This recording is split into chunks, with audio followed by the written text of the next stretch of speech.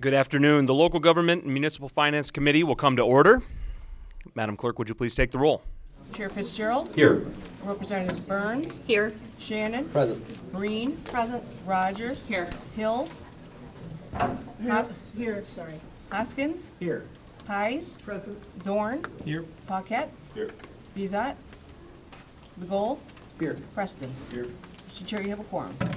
Thank you very much, Madam Clerk. At this moment, we need a motion to adopt the minutes from our previous meeting. That motion is made by Representative Breen, and hearing no objection, the minutes will stand approved. We'll take this up now. I need a motion to excuse absent members. Representative Zorn makes that, Minority Vice Chair Zorn makes that motion. Hearing no objection, absent members are excused. All right, with that, we have a full agenda ahead of us today. We have a number of things on the docket, and we're going to take things in this order. We're going to start today with House Bills 4274 and 4275. Representatives O'Neill and Tisdale, I'd like to invite you to come forward now to begin testimony on these bills. Just as we begin, and as questions are forming in committee members' minds, just take into consideration that we do have a number of bills that have to do with maybe the same structure, but I'd really like to take these each individually, so keep your questions kind of germane to the bills at hand. And with that, I'd like to turn it over to the representatives, and you may begin when you're ready. Sure. Thank you very much, Chair Fitzgerald and the committee. These are two carryover bills from last year. Representative Jim Ellison and I worked on this package in the last term, and I'm happy to have my good friend Representative O'Neill with me here today. I have the 4275 piece, but what we want to do is, for too long, really going back a couple decades or so, for too long the state has been balancing its budget on the backs of cities, villages, townships, and counties in the form of revenue sharing. We're maybe $400 billion behind on what's been withheld over the last 20 years or more. And in my time on the city council in Rochester Hills, 8 years, I participated in a lot of Michigan Municipal League seminars and education opportunities. And every time you'd go, people were talking about, what are you going to do about revenue sharing? Here's a great opportunity to get this done. And simply what we're doing is Representative O'Neill's bill creates a trust fund into which 8% of the base 4% sales tax, after you scrape off the 2% that goes to schools, so 8% of that 4% goes into his trust fund. Now, why he got the trust and I got the tax part, I don't know exactly, but this is the way it worked out. So the O'Neill trust and the Tisdale tax, wonderful. So, and then it can't come out of the trust fund except for cities, villages, townships, and counties. And it's about a 52-48 split between the city, villages, townships, and the counties. We're also adding into this over 1,000 townships and villages that have been receiving nothing. So this is a great opportunity. It can be adjusted legislatively. That 4% of the 8% of the base 4% can be adjusted, but it has to be a vote on the floor of each chamber, not just something that's negotiated out in appropriations. So we're just putting a new emphasis on this opportunity to fund the cities, villages, townships, and counties in the state. The distribution is right in line with the act going back to 1971 and the current distribution that's in this budget year. We're not creating anything new there. We're just identifying a fixed amount or a fixed proportion of the budget each year that's going to revenue sharing, and it's dedicated to that and that only. Really, it's that simple. It's why I have all these notes, I guess.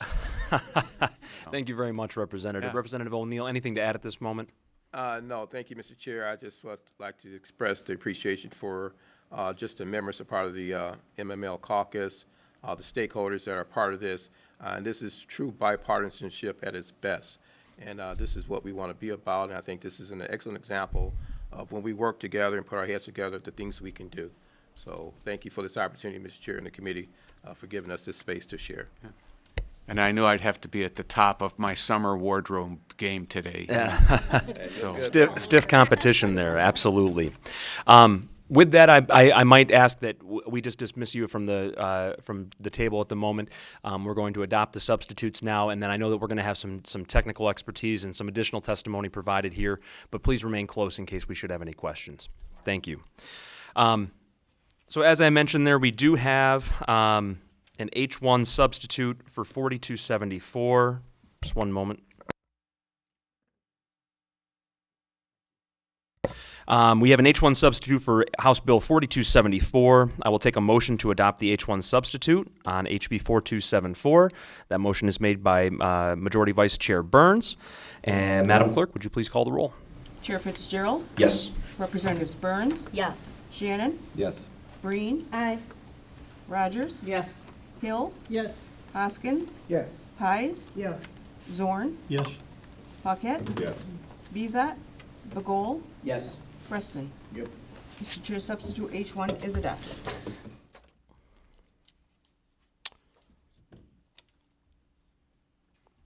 H1 substitute is adopted. We have an H3 substitute for House Bill 4275. I will take a motion to adopt the H3 substitute for House Bill 4275. Representative Hill makes that motion. Madam Clerk, will you please call the roll to adopt the H3 substitute?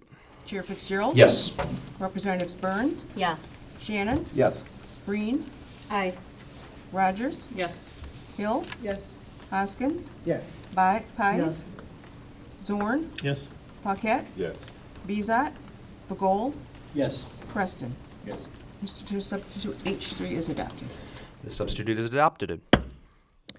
With that, we'd like to continue the testimony here now with all things in order. I'd like to first start by calling forward John Lamacchia from the Michigan Municipal League, Judy Allen from the Michigan Townships Association, and Dina Bosworth from the Michigan Association of Counties. I know there's been a great deal of conversation between your organizations as this has continued to develop. We look forward to your testimony today. You can begin when you are ready, and it's wonderful to see all three of you here today. Thank you. Good morning, Chair Fitzgerald, members of the committee. Happy to see you all today, and really pleased to be sitting here with Judy and Dina as we talk about one of our number one priorities, which is the creation of the Revenue Sharing Trust Fund. Just a little bit of history on this. As Representative Tisdale had said, this is not the first iteration of it, but he also did not have it first either. This bill was originally introduced 4 sessions ago by Representative Verheulen and Representative Hauk, and we've been working on it ever since. It has gone through a couple of different iterations, and what you see before you and the subs that were just adopted are our sort of general agreement between us as local government partners as to how we think is best to move forward with this.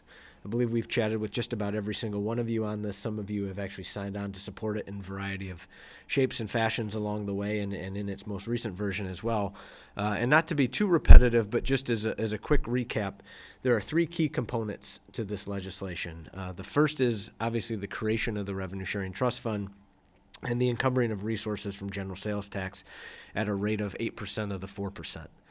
The next is putting this into really 3 buckets of those that receive funding. So the current CVTs, or cities, villages, and townships that receive funding, they will also receive that in the same proportion from a distribution standpoint. The second is the distribution to the counties, also in the same proportion of which they currently receive funding under the fiscal year that we're in right now.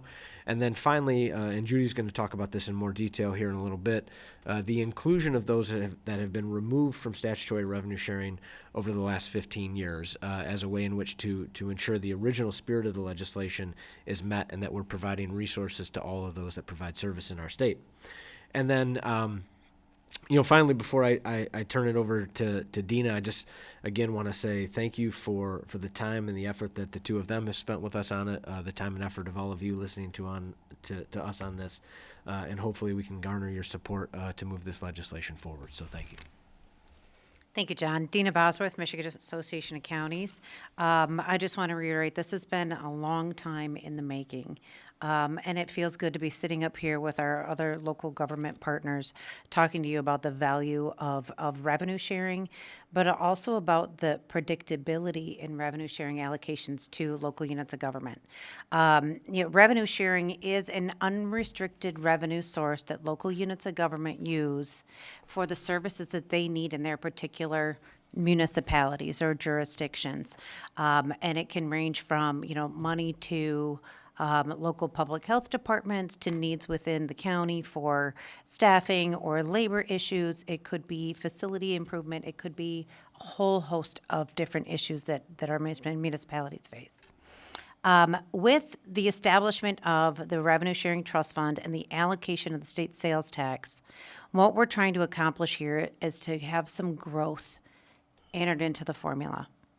So, just as an example, in 2001, counties were receiving $229 million in statutory revenue sharing payments across the 83 counties. If you adjusted that for inflation, that number in fiscal year 23 would be $390 million.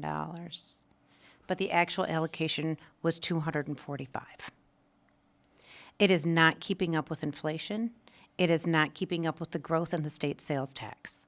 And so what these bills do is truly share the state's revenue with the local units of government, which is what revenue sharing was established to do in the first place. So as it stands now, that 8% of the first 4% of the state sales tax can fluctuate, and we are fully prepared for that. If it grows, then that is more money to your local units of government to provide the services that we're required to provide. If there is a decrease in state sales tax, then we are fully prepared to take that reduction as well. But at least at this point in time, if we allocate this 8%, we're looking at a growth factor that our local units of government can expect, and they can predict what their budgets will be. And so with that, I think we're going to save questions to the end, and I'll turn it over to Judy. Thank you, Judy Allen, Michigan Townships Association, and Mr. Chair and members of the committee. Thank you so much for bringing these bills up. As has been stated before me, whether it's bill sponsors or my partners here at the table, this is something that is very critical for local units of government in providing the services that we need. And the one point, we want to make sure we preserve. But the second point is we want to have that restoration. And as John alluded to, and as Representative Tisdale alluded to, this will bring in over 1,000 local units that have not received revenue sharing since they were cut during the recession. During the recession, there was the discussion that when the state rebounded, that revenue sharing to those local units would be restored. And that did not occur yet. So this is something that will be hugely beneficial to those communities. As Dina said, these are services we provide to our residents. And for my members, it might be infrastructure, it might be public safety. There's a variety of needs to which they would utilize these funds that they have not had the opportunity to do so. And they've had to make cuts in other areas. And we'd like to have them back in that full participation that they originally participated in for decades. And with that, I'm happy to answer any questions. Well, thank you all for being here. It's nice to see all three of you at the table together, smiling. This is great. I think that, what's really coming through to me with your testimony, I think that the work that has gone into this is that this is not about necessarily local control, but rather it's about the support of locals to provide what is necessary for the people at the most applicable and local level, whether that be at the city, township, or county level. So it is great to see this collaboration and the agreement that's been able to be arrived at between your three groups, and I thank you for that. I'll start with questions from the committee. I'd like to first ask Representative Pies. Thank you, Mr. Chair. I've also taken those MML courses. And what I learned a few years ago is that Michigan ranked 50th, right at the bottom of all the states for revenue sharing. I don't know if that was percentage-wise or if it was dollars. I think a couple of years ago we went up to 48. And so I'm wondering if we have any statistics right now about how we compare to other states. Thank you. Yeah, so that's a great question, and I appreciate the participation in training in past years and the recollection that we did run some numbers as it relates to some census data. And I know we have looked at running that census data again, and I'll be honest, it's been really, really hard to do because in the 2020 census, that collection wasn't done in the same way because of the pandemic, and the information that we require to run those numbers has not come out in the same fashion and manner and timeliness of which it did previously. So we don't have an update on that. What I'm confident in saying is that we haven't gone from 50th to 1st. And so, I think we're still gonna recognize the fact that overall investment in our communities, while credit to this body and future or past legislatures, has taken steps to restore a portion of the revenue sharing that was cut, particularly that which was cut in 2011. But we are still not yet back to where we were in 2011. The good news that I can share with you today, and you will see this in the fiscal analysis based on the number that is in there, for the first time since then, if this was to be enacted, we would finally be restored to 2011 levels. I might just ask for your feedback a little bit there too, that with these reductions or the stall, if you will, of revenue sharing, what examples can you provide of areas in cities, villages, and townships where services have been hampered or affected, that, we always used to say in Wyoming that you can't leave your house without touching, feeling, smelling, tasting the city, right? The water, the sidewalk, the street that you're driving on. And so I might just ask for maybe an example of where this has really hampered locals' ability to serve their residents well. Thank you, Mr. Chair. I would say for my members, infrastructure is probably the biggest area. Infrastructure and public safety. And infrastructure can go from roads to your water, to your sewer, any wastewater, any of those areas. Oh, I'll be happy to. Okay, so it's going to be different all across the state. It's going to be different for counties as it is for townships and cities and villages. On the county revenue sharing side, God bless the fiscal agents, because they get up and they try to explain to the appropriations chairs how convoluted county revenue sharing has been over the past several decades, where counties went off of state revenue sharing, had a shift in property tax collections, and then had to pay themselves out of their own property tax collections for their revenue sharing, came back at different times, and so each county is very different. When they talk about full funding for Tuscola County is based on whatever they came back in statutory revenue sharing in 2008, where Emmett County came back on in 2023. And so it's just a convoluted mess. This would absolutely clean that up. As far as what happened to the local units of government when they went without that revenue, again, different all across the state. You see in past, budget cycles where we've been told that our increase in revenue sharing has to go toward our unfunded accrued liabilities. I get that. But that revenue sharing has not kept up with the rest of the obligations, inflation, or sales tax increase. And so then, local units of government are pointed to say, why aren't you taking care of these obligations? Well, I can say that the state has not held up their end of the bargain in actually supporting local units of government in their revenue sharing responsibilities. You look at crumbling jail facilities all across the state. I can't tell you how many counties are out there still trying to pass millages at the local level so that they can build decent public safety facilities to house, those that are arrested and incarcerated there. They don't necessarily have the resources. You can look at, the lack of funding for, children who are in our juvenile justice system, and we just don't have the resources to build anything or take care of them at the local level. Everyone out there is struggling. And so if the state doesn't share in the growth of that revenue, our residents feel it all across the spectrum. Well, and I'll add to that too, and I'll focus less on the services because I think services are going to be impacted across the board differently.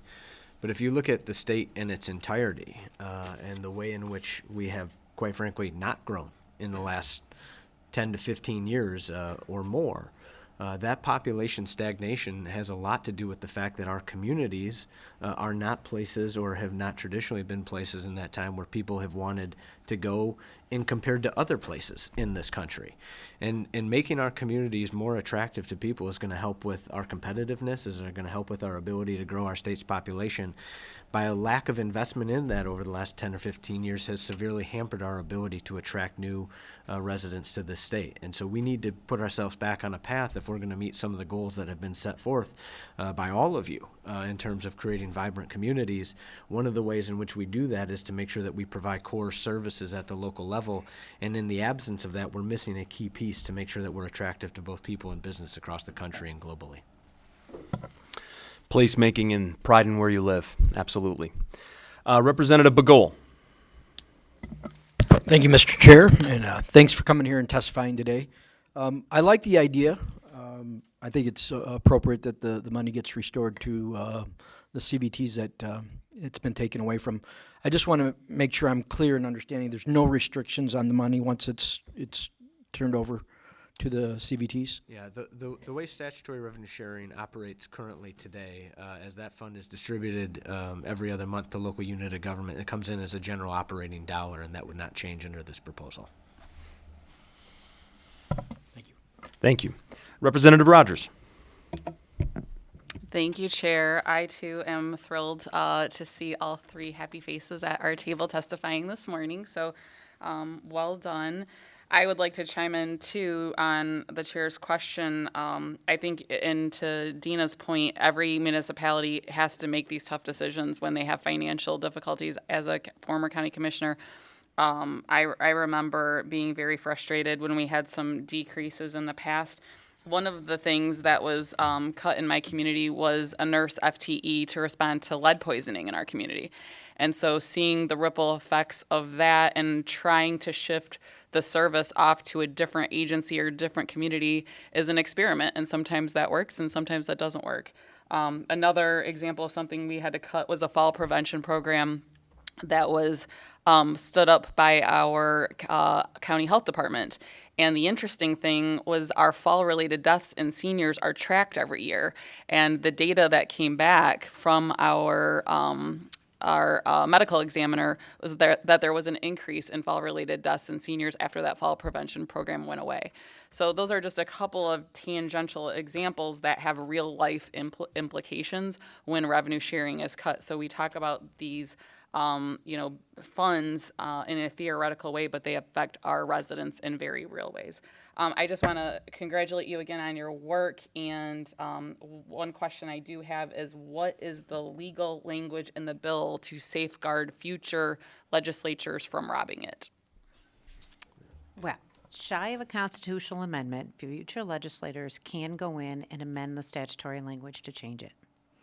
As it stands now, the money goes into the trust fund and then it gets appropriated out every year, still through the appropriations process. That does not prevent future legislators from going in, opening the statute back up, amending it, getting it through both chambers, and then also signed by the governor. So, like I said, shy of a constitutional amendment, this is as strong as we can get to safeguard those funds. Appreciate it. Thank you. Yeah, thank you for your comment, Representative, and for your question as well. Representative Pies. Thank you, Mr. Chair. I just wanted to chime in a little bit also. I was on Harperwood City Council for a number of years, and I remember a few years ago we were told that over these years that we didn't get the revenue sharing, or that it was less, that we had missed out on about $8 million. So we've had problems with public safety. It's already difficult enough to recruit officers, but we've had to pull them out of our schools so that we could put them on the streets. So that hurts the schools. We've had to apply for competitive grants instead of for equipment, necessary equipment. And the city has always prided itself on the services that we offer to the residents. leaf blowing, snow removal, what have you. And we struggle with trying to keep those because it's quality of life, pride of place, as our chair said. You keep good residents there. And so this has been a difficult thing for us. It's been a struggle, especially where it's concerning the police. You were mentioning also like lockups. They need to be ADA compliant. Firefighters need their equipment. We've had occasions where our firefighters have to apply for competitive grants every 3 years just to get their masks. We shouldn't have to do that. So it's little details like that even that are really important, and I'm glad you're all here today to speak to this. Thank you. Thank you, Representative. Representative Breen. Thank you, Mr. Chair. The beauty of this committee is that it doesn't matter what side of the aisle you're on. We are all pretty much coming from a background of local government, and that puts us on a really good playing field. And we all want to create communities where people want to live and work and play. There's a lot of math involved here. I don't want to talk about the math, but it's to my understanding that under PA 166 of 2022, there were some CVTs that were not eligible for funding. And I want to know whether or not with these changes, with these bills, which are long awaited, that I'm very excited to get through to the governor, is everybody going to qualify? Is anybody going to be left out? Thank you for that question, Representative, but this would bring every city, village, township, and county back into the fold for statutory revenue sharing. Okay, so All cities are back in, some villages are back in, some townships, all counties. So this will bring every village and township that currently are not receiving it, that used to receive it, back into being a recipient. thank you. Thank you very much. You know, there was a question that was posed to me as this was coming up by a colleague saying, you know, how would this money be ultimately spent? And I think that this really speaks to empowering our local leaders to determine, you know, we had some specific examples of what were needed in some of our communities across the state, that is the benefit of having good, informed local leaders, is to identify how the resources could be allocated and then spent in order to meet the needs of their residents and their community stakeholders. And so thank you very much for your input and your sweat equity that went into this bill. And we look forward to taking this up at a later date. Seeing no further questions from the committee, I wish you a great afternoon and thank you for coming forward today. So I do have some cards to read in, though, on this bill, on these bills, 4274 and 4275. On both of these bills, I have a card of support not wishing to speak from Rob Cerro from Allegan County. On both bills, Brian Barnett of the City of Rochester Hills, not wishing to speak and supports the bill. Not wishing to speak, supports the bill on both. John Fournier from the City of Ann Arbor, not wishing to speak, supports the bill. Chris Mattis of the Wayne County Executive, not wishing to speak, supports the bill. Dawn Crandall, the Home Builders Association of Michigan, not wishing to speak, supports the bill. Mike Spence from SEMCOG, not wishing to speak, supports the bills. John Lamacchia from Urban Core Mayors, as well as the Coalition for a Strong and Prosperous Michigan. And not wishing to speak, supports the bills. Kyle Jen, Budget Director of Oakland County. And not wishing to speak, supports the bill. Matt Saxton, Executive Director for the Michigan Sheriff's Association. All right. Thank you so much for being here today to hear the testimony on 4274 and 4275. With that, we're going to take up our next order of business, which is bringing back from our last meeting House Bill 4360. Representative Brayback is here today to join us. You can please come forward. We do have an H1 substitute for House Bill 4360, which I would like to adopt here.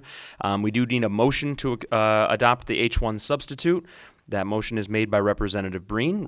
Madam Clerk, would you please call the roll? Chair Fitzgerald, Yes. Representatives Burns, Yes. Shannon, Yes. Breen, Aye. Rogers, Yes. Hill. Here. Hoskins. It happens. Hoskins. Yes. Pies. Zorn. Yes. Paquette. Bezat. Bagol. Yes. Preston. Mr. Chair, substitute H1 is adopted. Substitute is adopted.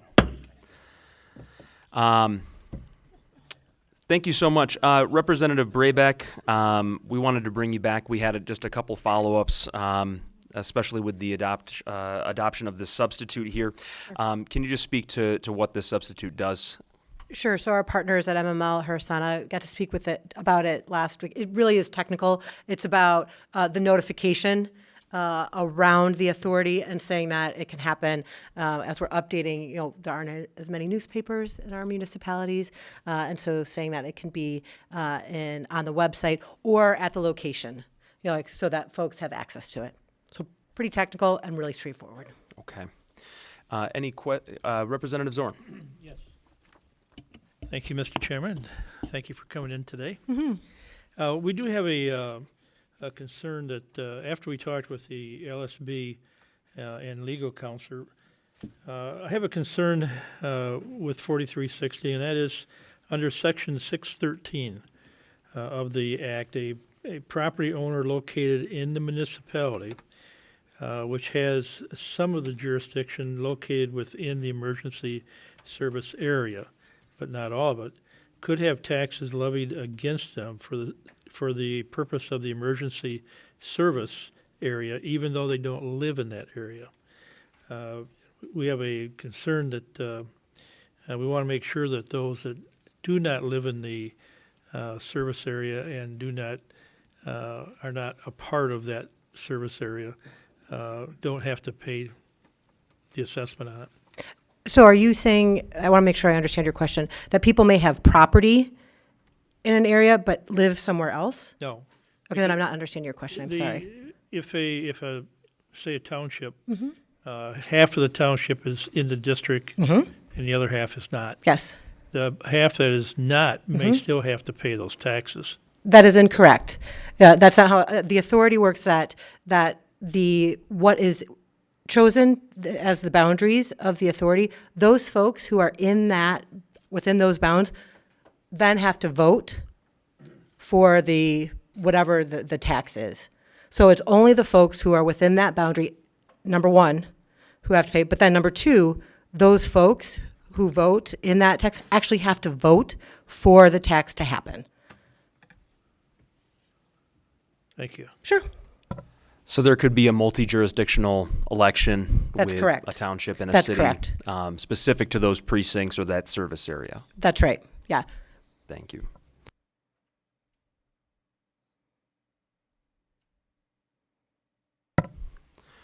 All right. I don't believe we have any more questions from the Thank committee you, for Chair. you here Thank you, today. members. Thank you so much for joining us again.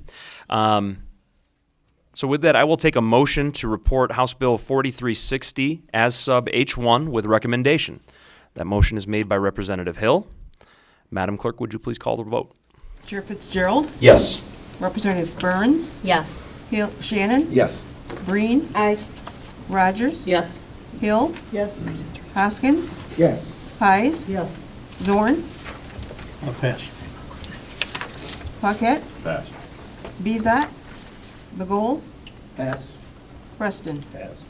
Mr. Chair, you have 8 yeas, 0 nays, 4 passes. House Bill 4360 is reported with recommendation as substitute H1. Thank you very much. With that, we'll continue on with our full agenda here today. We have House Bills 4605 and 4606. We have an H1 conflict substitute for House Bill 4605 that I'd like to adopt first. I'll take a motion to adopt the H1 conflict substitute for HB 4605. That motion is made by Representative Hoskins. Madam Clerk, would you please call the roll? Chair Fitzgerald. Yes. Representatives Burns. Yes. Shannon. Yes. Breen. Aye. Rogers. Yes. Hill. Yes. Hoskins. Yes. Pies. Yes. Zorn. Yes. Paquette. Yes. Bezat. Bagol. Yes. Preston. Yes. Mr. Chair, substitute H1 is adopted. H1 conflict substitute for House Bill 4605 is adopted. All right, with that, I now have Representatives Farhat and Representative Shannon to join us here today as sponsors of these bills. Recognizing that we just heard a little bit about the mechanisms by which maybe this was modeled, but look forward to hearing about your role in developing this, and you can begin when you're ready, gentlemen.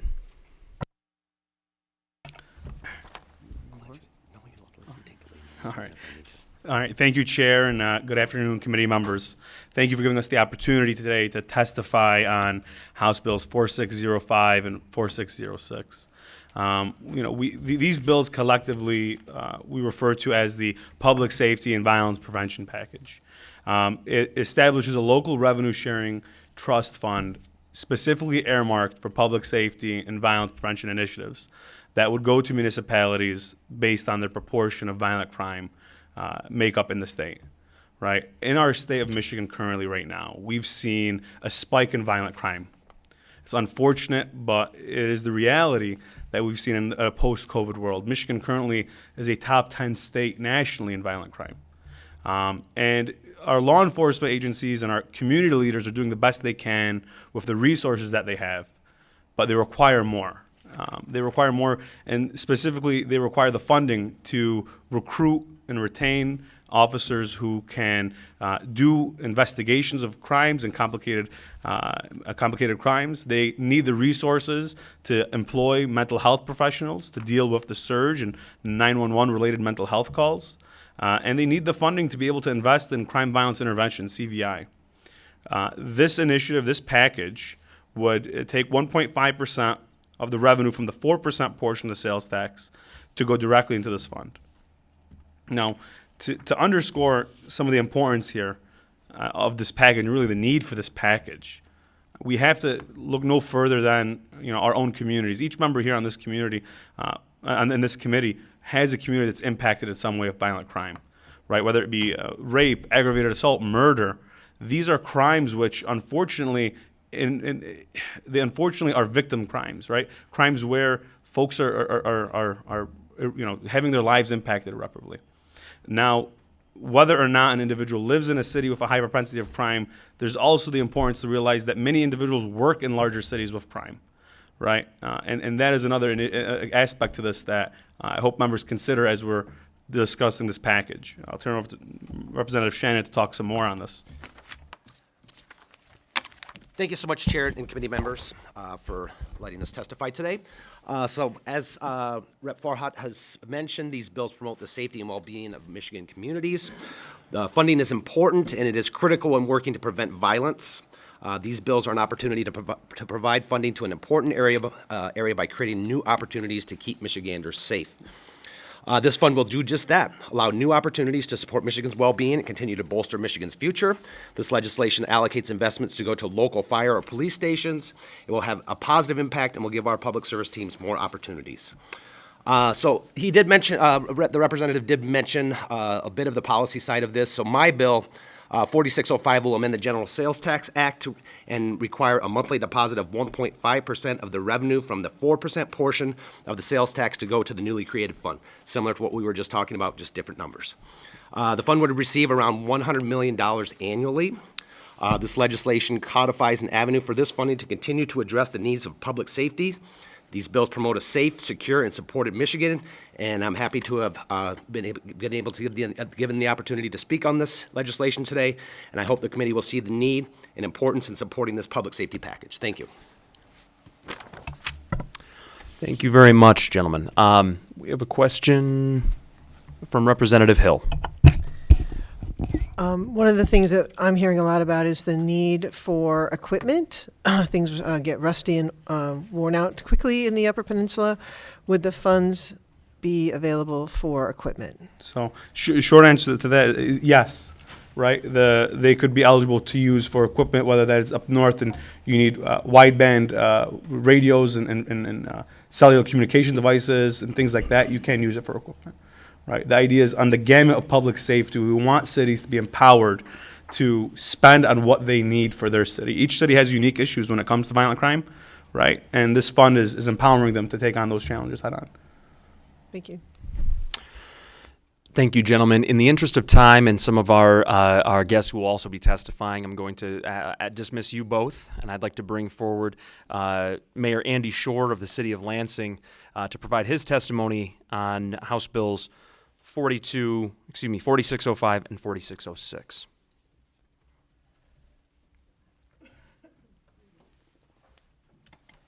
Thank you, Mr. Chair. Hi, committee members. Hello. This is a little strange for me. This is the first time I'm back here since I was serving in the chamber. I sat in, I almost called you Senator, Representative Zorn's seat. It's an honor to be here. I want to thank the sponsors behind me.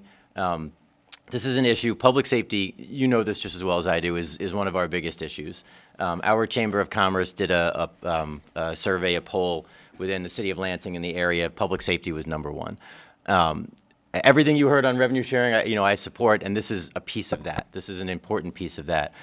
These bills will make sure that we have the resources we need as we look at our violent crime rates and bringing down our violent crime rates. The city of Lansing certainly has encountered that. We would love to bring on more police officers. We want to do more with violence interruption. It's working. I can tell you it's working. So these funds, putting this formula in with these funds, would ensure that we would see reductions in violent crime.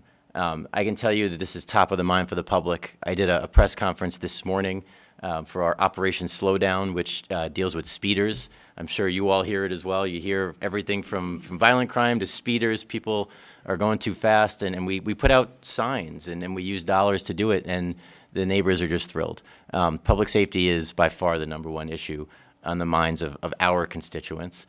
And this is really important. So I am fully supportive of these bills.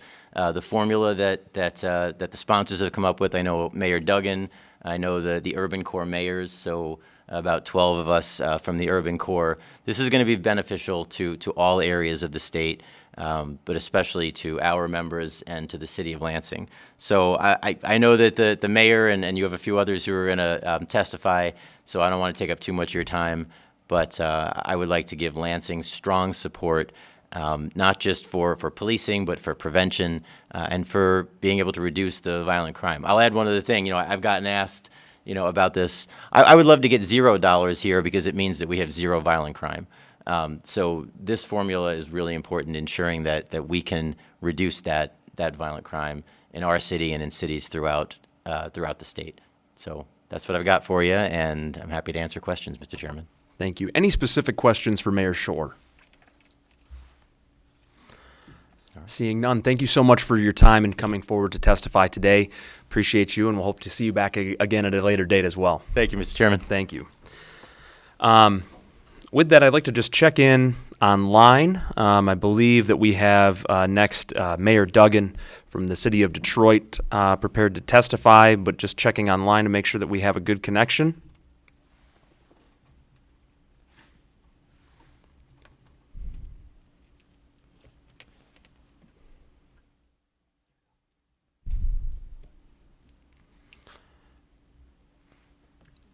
Good afternoon, Mr. Beydoun. Can you hear us here in the committee room?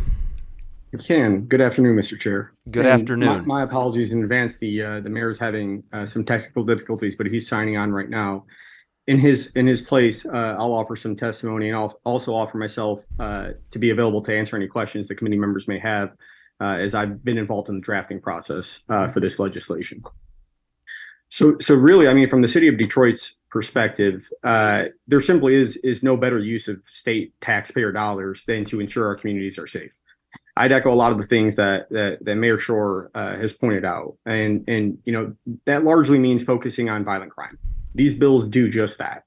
Michigan isn't immune to the spike that we're seeing nationwide, and while we've been successful in many parts of the state in bucking that trend, the state as a whole and its cities still routinely top the nation's crime rankings. And so the only way to change that is by dedicating more resources statewide to combating violent crime and doubling down on efforts that work. And so while violent crime is a statewide problem with statewide consequences, its solutions need to be narrowly tailored. And that means locally tailored. And these bills do that. They provide a common sense formula that focuses solely on violent crime rates. And thus allowing resources to be targeted and spent in a targeted way to ensure that the strategies that each city knows works in its area are successfully employed. And so we would very much urge the committee to support this legislation and move it forward so that we can have our communities getting the resources they need to combat violent crime. Seeing that the mayor has not joined yet, I don't believe, I'd like to ask you a question here, recognizing that behind you there are some, the beautiful cityscape of the city of Detroit there. There are portions of the state that are not as population dense as the city of Detroit is, who would still be looking to acquire some of these funds that have been allocated to this bill or proposed to be allocated to this bill. I'm curious to know what you might say to those folks who live in more rural areas, those villages and townships, and maybe our UP contingent as well, what you might say to them about the formula and also the support that would be available through this bill. Sure. So I would say two things. One is that the bill doesn't discriminate, based on the density or the population of any locality. It really only focuses on violent crime, and I mean that seriously. It exclusively focuses on violent crime rates. So if there's a municipality, a township, whatever it might be, that isn't seeing any particular spike in violent crime or any troubling rates, then I mean, frankly, there isn't a need for state taxpayer dollars to be sent there. The goal is to combat violent crime, and even when violent crime that happens in a neighboring community or in an urban area, that still has a domino effect in rural areas. Crime is not an isolated type of thing, especially when we're talking about violent crime. Those problems transcend municipal borders. And I think it's in every city's interest, every municipality's interest, every township's interest to see violent crime go down in other localities. I think that is a statewide benefit. Thank you so much. I have a question here from Majority Vice Chair Burns. Thank you, Mr. Chair. Thank you for your testimony today and your work on the bills.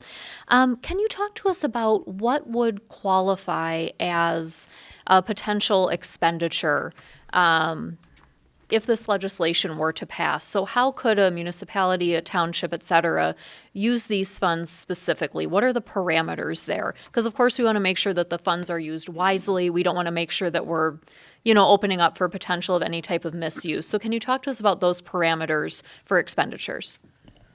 Of course, Representative, and that's a great question. So the bill is broad in the permissible uses of the funds. Namely, it has to have a nexus with violent crime prevention or public safety. So that entails a lot of different initiatives. So, for example, money can be used to hire more police officers on one end of the spectrum. On the other end of the spectrum, you can use money for community violence intervention efforts. You could also use it for mental health services. Really, it's intended to be broad and flexible because in different communities, different solutions will be more effective or less effective.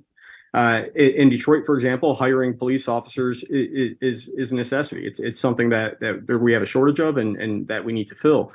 In other communities, more of a focus on mental health may make more sense. Similarly, for community violence intervention, I think the point of the legislation and one of its primary benefits is that flexibility in recognizing that different communities have different solutions that are needed to tackle this problem. Thank you. I appreciate that. Mr. Chair, I just have a quick follow-up, if that's okay. Please. We have time. Thank you so much. So I appreciate that response, and it sounds like the parameters in terms of expenditures are broad, and I appreciate different needs for different communities, certainly. Is there any type of formula that has or could be developed that would emphasize or prioritize violent crime prevention strategies that we know are, tried, tested, and true? How do we really get to the core of this issue? I just want to make sure that we're not putting a Band-Aid on an issue. How do we get to the core and the root cause of what is happening and why? And does this help get us there? In Representative, I think the answer to that is to allow for some deference and, frankly, experimentation to occur at the local level to find out. Like we have a lot of cities, Detroit included, that's experimenting with community violence intervention efforts.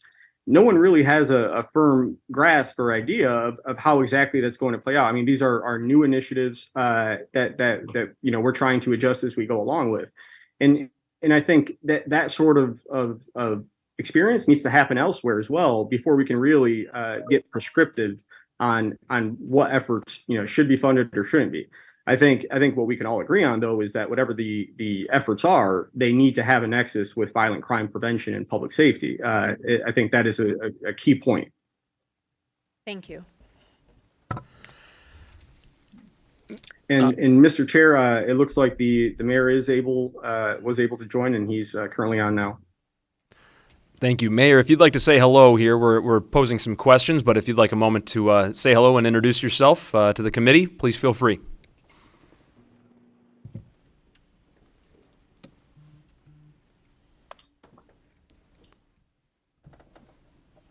Mr. Mayor, thank you so much for joining us. If you'd like to introduce yourself, you're free to do so. I'm sorry. Hang on one second. I'm not the expert at this. We can hear you loud and clear. Okay, I'm going to see if I can get rid of the echo.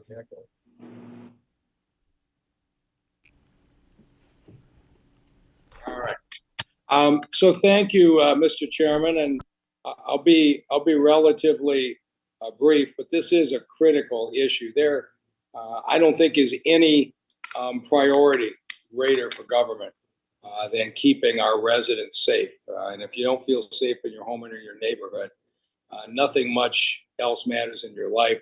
We've seen what's happened in America with COVID. Violent crime is up in cities across the state and across the country, and they're up for a clear reason. The criminal court system shut down in this country in March of 2020 because you couldn't put 12 jurors in a jury room. And for 2 to 3 years, criminal cases were canceled. Defendants had no reason to strike a plea bargain because they knew they had no trial coming. The jails were overcrowded, so people have been released in cities across the country that would have never been released on bond otherwise.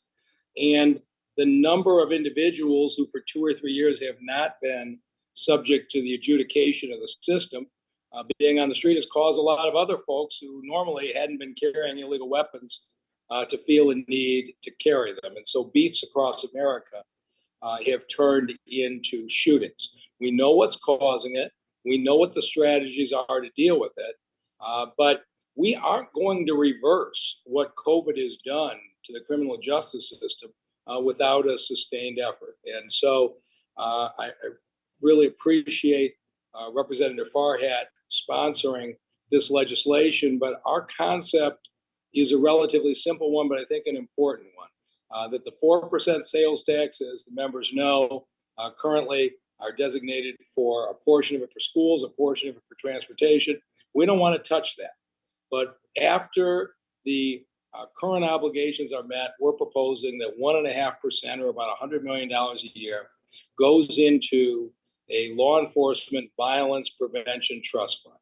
And what we want to see happen is that money targeted to those communities that have the most violent crime. If we're going to reduce violent crime in this country, we need to put resources into the communities that are addressing it. And strategies to reduce violent crime are not going to be law enforcement alone. You are going to need mental health professionals to assist with the very serious mental health issues we have. You're going to need outreach workers who can engage ahead of time. And we're going to propose using almost 40% of our money for neighborhood police officers. These are the officers who spend time in the community.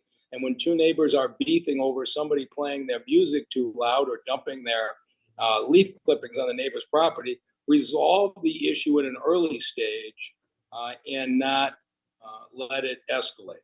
If we had applied the formula strictly, the city of Detroit has about 31% of the violent crime in this state.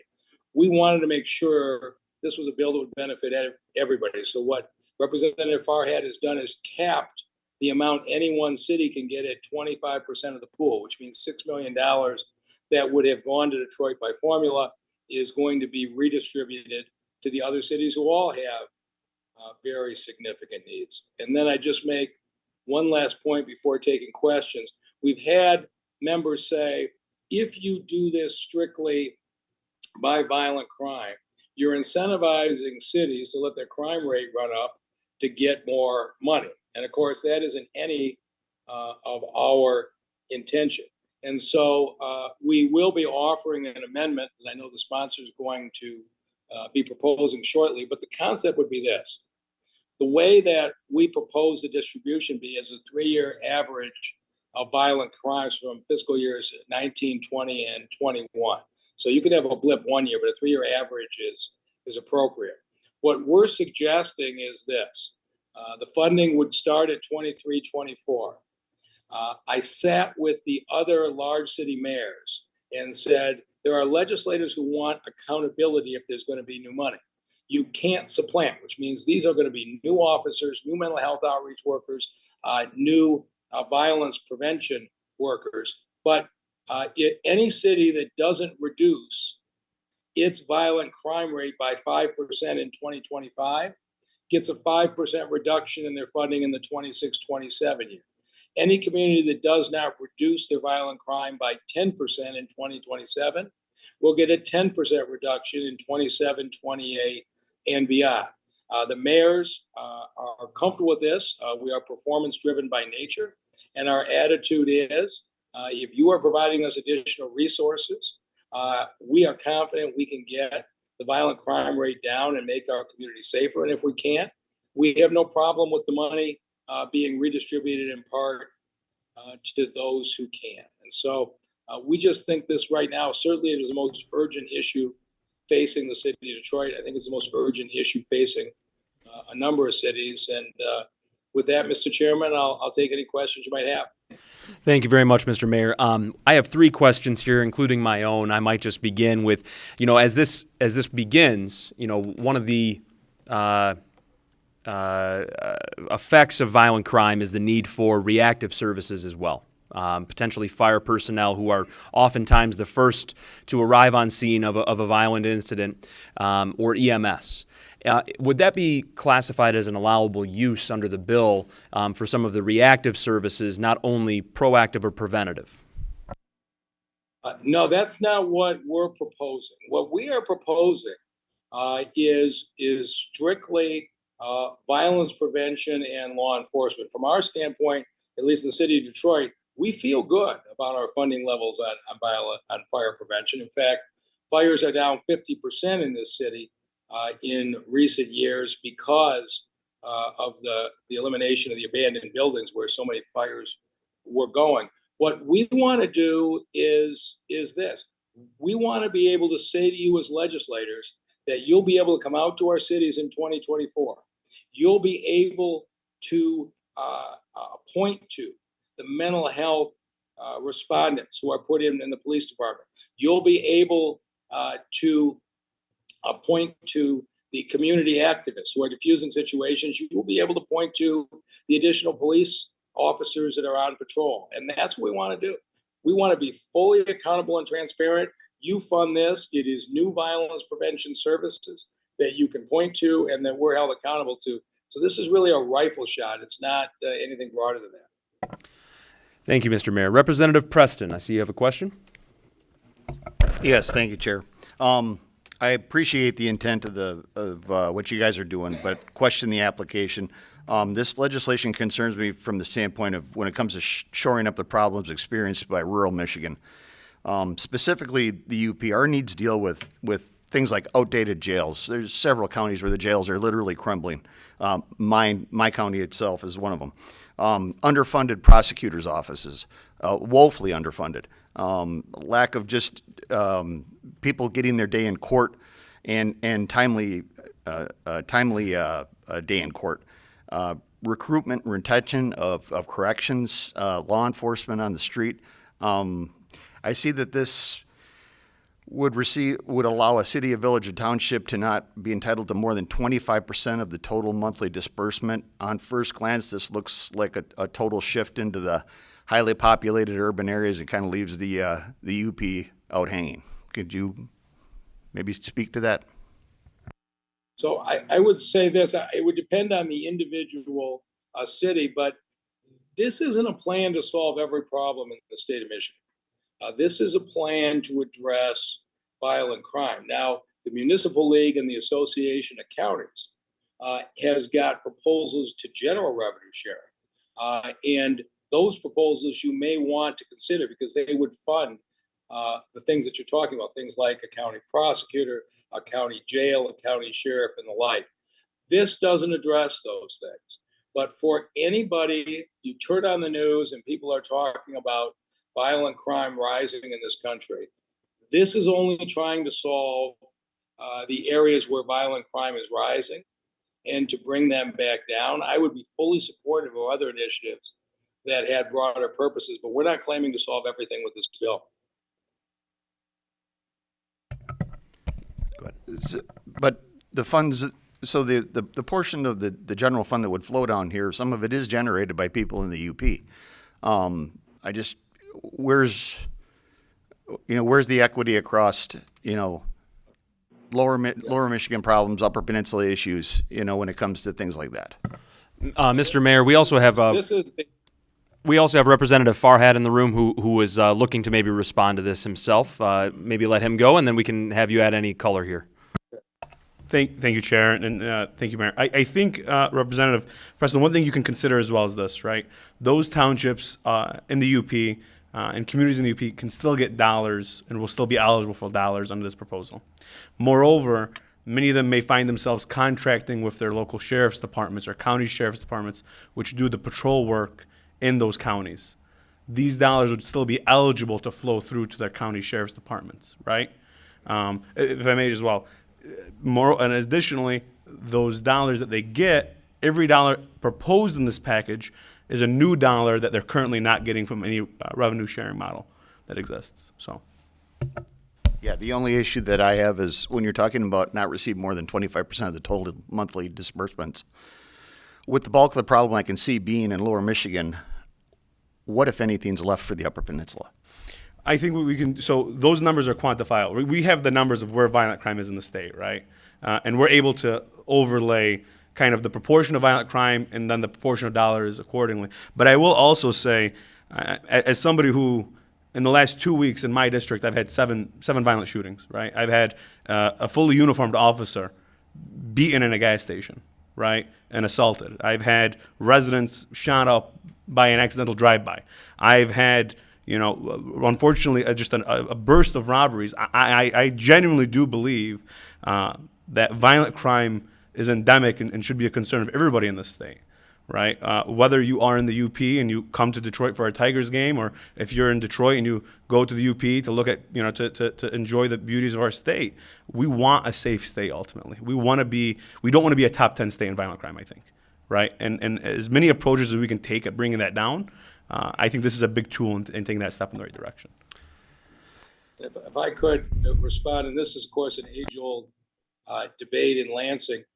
My goal here was to put the dollars where the problem is, which is where the violence is. But it's true that there are some needs where the tax dollars flow from Detroit up north, and some needs where they flow from up north. But if we were to take a look at the gas tax, for example, the amount of money that's being used to clear snow off the Upper Peninsula and the state roads and the county roads, for that matter, or the road repairs, Detroit and southeastern Michigan is a significant exporter of dollars, because in that case, there just aren't enough people in the Upper Peninsula to support the need.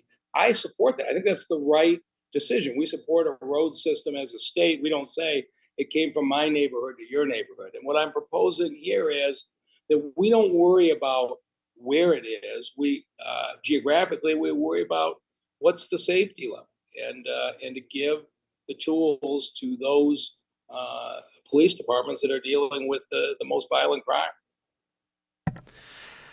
Thank you. In the interest of time, we're going to move on to Representative Pies. Thank you, Mr. Chair. I want to clarify that this is not solely for Detroit. I think what I hear from Mayor Duggan suggests that this is mainly for Detroit, and using what you want to address and what you want to, you're talking about the bill as though some other municipalities are may be considered. So this makes me wonder what the formula is then for this, and also what the application process is for this. And I would really rather have our representatives address this rather than the mayor. Thank you. So representatives, if you want to talk about the formula or the disbursement model, please feel free to answer that So question. it'll be automatic for cities, right, based on the reporting. They'll be automatically eligible for the dollars. It's on their average of, it's on the average reporting of their violent crime, right? And so they wouldn't have to reapply continuously and things like that. But you're saying they need to apply. So what's the process for applying and deciding who gets it? So the way, and this is just the intent of the way the legislation was drafted, was that it would be automatically dispersed to cities based on their proportion of violent crime in the state, right? So dollars would automatically be dispersed from that fund to cities based on their proportion of violent crime. The only kind of, I would say, application would be that they have to make sure they're reporting their violent crime accurately, right? Which is something they already do to the states, to MSP and to the FBI for violent crime tracking. So we would use MSP statistics then rather than FBI, because I think sometimes there's a discrepancy on how they're reported. Yeah, MSP is the kind of the lead agency that collects data on violent crime in the state, and localities report up to them. And so that's the data agency, the agency who collects that data that we would use for this model, correct? And I didn't fully understand your question initially, but initially you'd said mainly for Detroit. I think having the mayor address it, I wanted to clarify that this is for other municipalities also, because I think that may be misunderstood through his being the only mayor here to discuss that, or the only public safety director here. I misunderstood, and I wanted to clarify, it's not mainly for Detroit. Detroit can only get And to absolutely clarify, we did have Mayor Shore here as well from the city of Lansing, and there are still cards of support to read in as well. So we'll be clarifying some of that position here momentarily. Yeah, that's really what I wanted was clarification. Thank you. Last point. Yes. And I will say that one community in my district would receive $100,000. So. Okay, thank you. Representative Zorn, please. Thank you. Question is probably for the representatives rather than the mayor. But I'd like to get back to how did this all happen? How did we get to this point where we have an increase in crime? Was it because of the defunding of police? No, it was not. It was not because of the defunding of police. Mr. Shannon, Representative Shannon, if you would, please let the representative finish his question. Thank you. I question if it was, defunding of police. I'm questioning things about our budget that we have in. That we're talking about unarmed officers. Maybe we need full-time officers, more of them, so we can break this crime. I guess I'm wondering how we got there. I think that the mayor gave a pretty good explanation at the start of his presentation about not being able to address the crime, people that have been arrested for violent crimes, not getting their day in court because of COVID. I think that was one issue. Also keep in mind that the budgets have been in control of one party for several years, and I'm sure that we could look back and see that budgets have been cut to public safety. Representative Farhad, anything to add? I'll just say, Representative Zorn, nothing. This bill is funding our law enforcement partners and our community policing partners, right? And so, if anything, this is empowering our localities and our cities to take on the violent crime. I don't think it would be.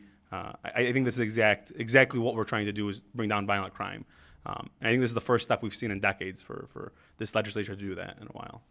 Thank you, Representative. Representative Rogers.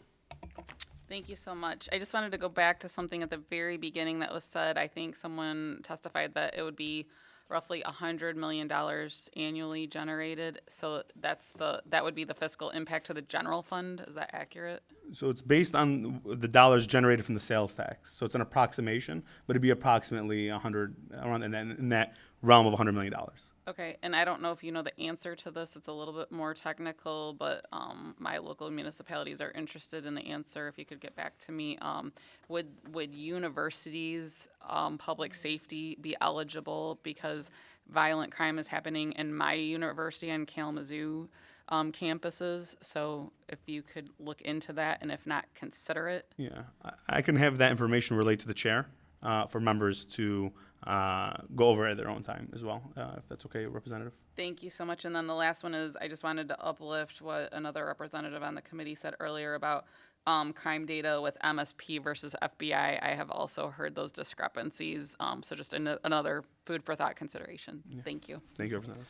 Thank you, Representative. Representative Breen. Thank you, Mr. Chair. And I do support these bills, definitely in concept. I am a little concerned about the impact onto the general fund. But it's my understanding that under the current administration, we've had some record investment into law enforcement as far as training, recruiting, incentives. I'm wondering, though, how is this bill going to either, under the proposed budget, complement the proposed budget that we received from the governor, and or why you believe it's necessary on top of what's already been proposed? Yeah. Thank you so much for that question, Representative. I'll say this. In the governor's budget recommendation, along with her recommendation for local revenue sharing, there was an additional recommendation for revenue sharing based on public safety and violence prevention as well, right? And so this is a need that the governor has saw, right? Our governor has saw, and was in a recommendation that she put forward in her executive recommendation. And so this is very much an issue that I think is acknowledged in her budget, and the purpose here is to give cities a continuous and reliable source of funding, something sustainable, where they can make these investments, if that means hiring an additional mental health worker or multiple mental health workers to deal with the surge in mental health related calls we have, right? In my district, nearly a third of the calls are mental health related, right? And our police officers, they do some very critical work, but in part of it is having proper staff to deal with what happens when they get there, right? And so each locality is empowered to make that decision for themselves. Thank you very much for that answer. Looking at the clock and in the interest of time, we do have one final question. Are we looking at a 60 seconds or less here, or do we? This will not be voted out today. We'll have additional time for testimony later on. Short, Representative Paquette. Yeah, thank you, Mr. Chair. My sheriffs are having a real hard time finding, deputies and people that want to get into the law enforcement situation. So in terms of this, and there's some flack around the idea of like sending mental health professionals into a violent scenario and stuff. So in terms of this fund and if it's being used, like what are some of the situations of recruiting and finding great officers and retaining them? I guess what are some of those things? I know it was alluded to. The mayor mentioned. What are some of the projects that we seek to fund to do that? So I'll give you an example. You can use this money to increase base pay for an officer if you have to do that, right? You can use this money to recruit additional officers. You can use this money to help defray costs for sending officers to additional training or to the academy, right? One thing that's very important here is that we've seen different municipalities, and I think we still have the sheriff if we have time to testify, but we've seen municipalities pilot different variations of mental health workers to respond to either these calls or do follow-up calls, right? And so there is a role, I think law enforcement will even acknowledge, for mental health to play, for mental health professionals to play, right, and helping bring down violent crime. It's unfortunate, but a lot of times these individuals need help, right? And we never want to see a situation escalate where someone unfortunately is a threat or violent to themselves or others, right? And so we can see this money be used, again, to pay officers more, hire officers, send them to training. We can also see it used to hire additional mental health personnel for these kind of types of calls. Representatives, thank you both for your time. I'd just like to comment here. I appreciate the dialogue that we were able to have here on these bills today. Thank you both for your commitment to promoting safe communities, violence prevention in our state, and also for the support of law enforcement throughout this state as well. We know that that has been a priority of many members here in Lansing, supporting our law enforcement with the resources that they need to do their jobs well, to keep our communities safe. So thank you for demonstrating that commitment through this package as well. Mr. Mayor, thank you for joining us as well and for your time. We'll be continuing to have dialogue, I'm sure, but that'll close out our commentary and our testimony on today on House Bills 4605 and 4606. Thank you, Chair. I do have a couple of cards to read in. In the interest of time, and I apologize, Sheriff Michael Bouchard from Oakland County was looking to speak, but we will have to defer that testimony to a later date, but he does support the bill. Dina Bosworth also wishing to speak, and we will defer that to a later date as well, from the Michigan Association of Counties. Did not check support or oppose, but just said concerns. That seems to be a trend here in local government. All right. Not wishing to speak, supporting the bill, Judy Allen from the Michigan Townships Association. Not wishing to speak, supports the bill, Brad Kirsten from Chesterfield Township. Not wishing to speak, supports the bill, John Lamacchia from the Michigan Municipal League, as well as the Urban Core Mayors. And not wishing to speak, supports the bill, the City of Detroit. With that, and with no further business before the committee, this committee will stand adjourned.